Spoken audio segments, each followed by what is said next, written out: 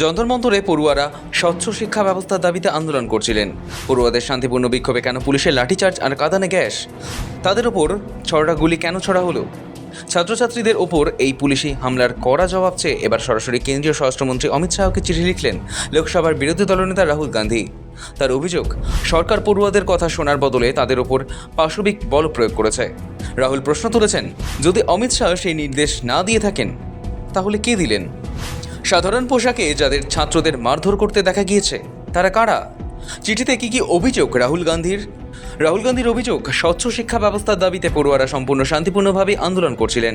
গত 20শে জুলাই পুলিশ তাদের উপর যে বর্বরোচিত হামলা চালিয়েছে তা একেবারেই অনুচিত।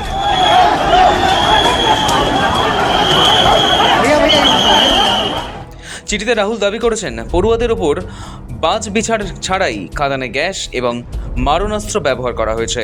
এর ফলে শত শত ছাত্রছাত্রী গুরুতর আহত হয়েছেন। কংগ্রেস সাংসদের আরও মারাত্মক অভিযোগ, পুলিশ কর্মীরা মহিলা পড়ুয়াদের ওপর হামলা চালিয়েছেন এবং উদ্দেশ্য প্রণোদিতভাবে তাদের গোপনাঙ্গেও আঘাত করেছেন। রাহুল গান্ধীর মতে এই ঘটনা সবচেয়ে ভয়ঙ্কর দিকটি হল আন্দোলন দমাতে পেলেট গান অর্থাৎ ছড়রা বন্দুকের ব্যবহার। অভিযোগ, নিট কেলেঙ্কারির প্রতিবাদে 20শে জুলাই চলা সংসদ অভিযানের সময় পড়ুয়াদের লক্ষ্য করে ছড়রা গুলি ছোড়া হয়। তাতে আহত হন বেশ কয়েকজন প্রতিবাদী। সোশ্যাল মিডিয়া এবং সংবাদ মাধ্যমের রিপোর্টের কথা উল্লেখ করে রাহুল জানান, এই পুলিশি হামলায় সাংবাদিক সহ বহু মানুষ মারাত্মকভাবে জখম হয়েছেন। চিঠিতে তিনি 19 বছরের ছাত্র সাহিল লোচাবের কথা বিশেষভাবে তুলে ধরেন। পেলেট গানের আঘাতে সাহিল যন্ত্রণায় ছটফট করছেন এবং তার একটি চোখ চিরতরে নষ্ট হয়ে যাওয়ার প্রবল আশঙ্কা রয়েছে। রাহুল গান্ধী জানান, তিনি নিজে গিয়ে ওই আহত ছাত্রের সঙ্গে দেখা করেছেন। যদিও দিল্লি পুলিশ দাবি করে দিল্লি পুলিশ ছড়াগুলি ছোড়েনি, আরপিএফকে এই নিয়ে অনুসন্ধান করতে বলেছে সিআরপিএফ।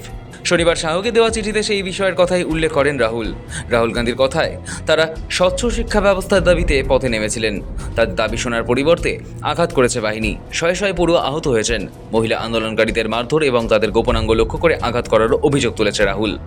অমিত শাহের কাছে জোড়া প্রশ্ন রাহুল গান্ধীর। দিল্লি পুলিশ সরাসরি কেন্দ্রীয় স্বরাষ্ট্র মন্ত্রকের অধীনে কাজ করে, আর সেই সূত্র ধরেই স্বরাষ্ট্রমন্ত্রী অমিত শাহের কাছে সরাসরি দুটি প্রশ্নের উত্তর চেয়েছেন রাহুল গান্ধী। প্রথম প্রশ্ন, পড়ুয়াদের ওপর পেলেট গানের মতো মারণাস্ত্র ব্যবহারের অনুমতি কি স্বরাষ্ট্রমন্ত্রী নিজে দিয়েছিলেন? যদি তিনি না দিয়ে থাকেন তবে এই নির্দেশ কার ছিল? দ্বিতীয় প্রশ্ন, ভিডিওতে দেখা গেছে সাদা পোশাকের কিছু লোক লাঠি হাতে পড়ুয়াদের বেধড়ক পেটাচ্ছে। এরা কারা? এরা কি পুলিশ নাকি কোনো বিশেষ স্বেচ্ছাসেবক? এদের মোতায়েন করার অনুমতি বা কে দিল? ছাত্রবিক্ষোভ দমনে পুলিশের এই ভূমিকা নিয়ে ইতিমধ্যেই জোর রাজনৈতিক চর্চা শুরু হয়েছে। বিরোধীদের দাবি, সরকার অকারণে অতিরিক্ত বল প্রয়োগ করেছে। অন্যদিকে প্রশাসনের পাল্টা যুক্তি, আইন শৃঙ্খলা বজায় রাখতেই প্রয়োজনীয় ব্যবস্থা নেওয়া হয়েছিল মাত্র। তবে এসবের মাঝেই এবার পড়ুয়াদের ওপর দিল্লি পুলিশের এই বর্বরতা নিয়ে প্রশ্ন তুলে অমিত শাহকে চিঠি দিলেন রাহুল গান্ধী। ব্যুরো রিপোর্ট, সময়, কলকাতা।